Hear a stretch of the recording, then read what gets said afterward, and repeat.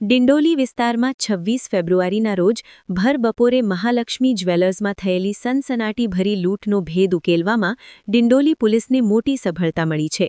Surat police commissioner Anupamsinh Gehlot, સંયુક્ત police commissioner Damor, નાયબ police commissioner Rajesh Parmar અને મદદનીશ પોલીસ કમિશનર એન.પી. ગોહિલના માર્ગદર્શન હેઠળ પીઆઈ આર.જે. ચુડાસમા અને કે.એ. ચૌહાણની ટીમ પીએસઆઈ એલ.એચ. મસાણીના માર્ગદર્શન હેઠળ તપાસમાં જોડાઈ અને 80થી વધુ સીસીટીવી કેમેરા ચેક કર્યા બાદ આ કેસમાં આશ્ચર્યજનક વળાંક આવ્યો છે.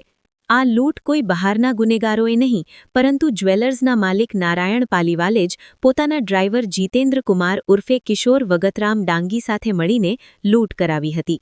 પોલીસે રાજસ્થાનથી ડ્રાઈવર જીતેન્દ્ર કુમાર ઉર્ફે કિશોર ડાંગીને ધરપકડ કરી મુદ્દામાલ જપ્ત કર્યો છે. તો પોલીસ તપાસમાં દુકાન માલિક પર દેવું થઈ જતા તેણે ચોરીનું નાટક કર્યું હોવાનું સામે આવ્યું છે. હાલ જ્વેલર્સ માલિક ફરાર હોય તેને ઝડપી પાડવા પોલીસે ચક્રો ગતિમાન કર્યા છે. તો લાખોની ચોરી મામલે એસીપી એન.પી. ગોહિલે વધુ માહિતી આપી હતી. ડિંડોલી પોલીસ સ્ટેશનમાં શ્રીનાથ સોસાયટીમાં આવેલ મહાલક્ષ્મી જ્વેલર્સમાં તારીખ 26/2/2026ના રોજ બપોરે આશરે 1:30 વાગ્યાની આસપાસ જ્વેલરીના શોરૂમમાં લૂંટનો એક ગુનો બનેલો હતો. જે અનુસંધાને ડિંડોલી પોલીસ સ્ટેશનમાં એક અનડિટેક ક્રિમિનલ કેસ રજીસ્ટર કરવામાં આવેલો હતો. આ જે બનાવની વિગત એવી છે કે આ ગુનાના ફરિયાદી એ મહાલક્ષ્મી જ્વેલર્સમાં સેલ્સમેન તરીકે લગભગ છેલ્લા 2.5 વર્ષથી ત્યાં નોકરી કરતા હતા અને એમના જે માલિક જે છે જેનું નામ છે નારાયણ શંકર પાલીવાલ, એ છેલ્લા 15-20 દિવસથી એમના વતન રાજસ્થાન ખાતે ગયેલા હતા અને બપોરના સમયે આ સેલ્સમેન એટલે કે આ ફરિયાદી શ્રી મહાલક્ષ્મી જ્વેલર્સમાં હાજર હતા. તે દરમિયાન આશરે બપોરના 1:45 વાગ્યાની આસપાસ એક કાળા કલરના કપડાં અને મોઢું કવર કરી એટલે કે માસ્ક પહેરી અને એક ઈસમ આવ્યો અને ત્યાં એક ધારદાર સળિયા જેવું એક હથિયાર બતાવ્યું અને એને ધાક ધમકી આપી અને આ જે મહાલક્ષ્મી જ્વેલર્સના જે ડિસ્પ્લેમાં પડેલા જે ચાંદીની મૂર્તિઓ હતો એ પૈકી ચાંદીની મૂર્તિ 22 અને એની પાછળના ભાગે એટલે આ શોરૂમના પાછળના ભાગે એક લોકર હતું. એ લોકર જે તે વખતે ખુલ્લું હતું, એમાં ચાવી લગાવેલી હતી કારણ કે આ ડિસ્પ્લેના જે દાગીનાઓ હતા એ બધા ચેન્જ કરવાના હતા.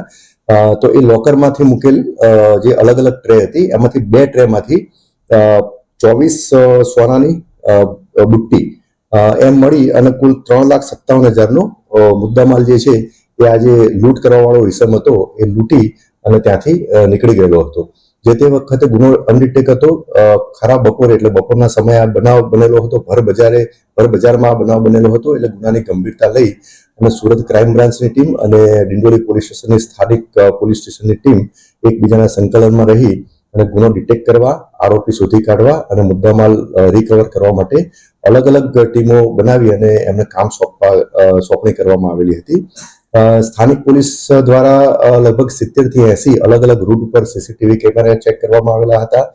જે જૂના બાતમીદારો અને આ લૂંટનામાં અગાઉ જે આ પ્રકારના મોડસ ઓપરેન્ડીમાં સંડોવાયેલા આરોપીઓ છે એને પણ ટ્રેક કરવામાં આવેલા. તો આ દરમિયાન ડિંડોલી પોલીસ સ્ટેશનના ડિસ્ટાફમાં ફરજ બજાવતા પોલીસ સબ ઇન્સ્પેક્ટર શ્રી મસાણીને એમના અંગત બાતમીદારથી બાતમી મળેલી હતી કે આ મહાલક્ષ્મી જ્વેલર્સનો માલિક એટલે કે નારાયણ શંકર પાલીવાલ એને ઘણા સમયથી દેવું થઈ ગયેલું હતું અને એ દેવાના કારણે ઘણા બધા લોકો એના પાસે પૈસાની ઉઘરાણી કરવા આવતા હતા. જેથી આ માલિકે જ આખું જે કાવતરું ઘડેલું હતું અને આ કાવતરામાં એના જે ડ્રાઈવર જે આ ગુનાનો જે આરોપી છે કે જેણે લૂંટ કરેલી છે એનું નામ છે જીતેન્દ્ર કુમાર ઉર્ફે કિશોર વગતરામ ડાંગી, એની સાથે મળી અને આખો પ્લાન ઘડેલો હતો. અને આ છેલ્લા 15-20 દિવસથી તો ત્યાં રાજસ્થાન બંને નીકળી ગયેલા હતા. બંને એટલે કે આ જે મહાલક્ષ્મી જ્વેલર્સના માલિક અને એ ડ્રાઈવર એટલે કે જે આરોપી જે છે જે અત્યારે ધરપકડ કરવામાં આવેલી છે એ બંને ત્યાં નીકળી ગયેલા હતા.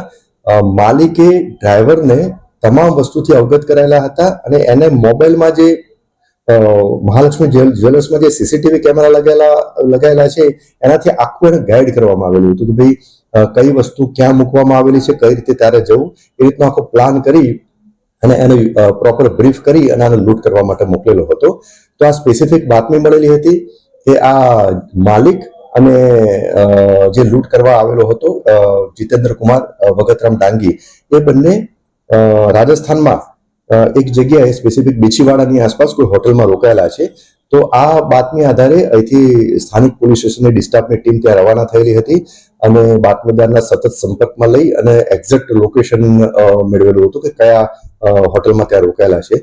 ત્યાં હોટલમાંથી હાલમાં જે લૂંટ કરવા વાળો જે આરોપી જે છે જીતેન્દ્ર કુમાર ઉર્ફે કિશોર વગતરામ ડાંગી ત્યાં મળી આવેલ હતો અને તેના વર્ણનના આધારે એને પકડી પાડવામાં આવેલો હતો. એની પ્રાથમિક પૂછપરછ કરવામાં આવેલી હતી તો એને ગુનાની કબૂલાત કરેલી હતી અને એની પાસેથી લૂંટમાં ગયેલો મુદ્દામાલ પણ મળી આવેલો હતો, જેથી સ્થાનિક પોલીસ સ્ટેશનની ટીમ ત્યાંથી લઈ અને ડિંડોલી આવી અને ત્યાંથી એની વિગતવાર પૂછપરછ કરવામાં આવી.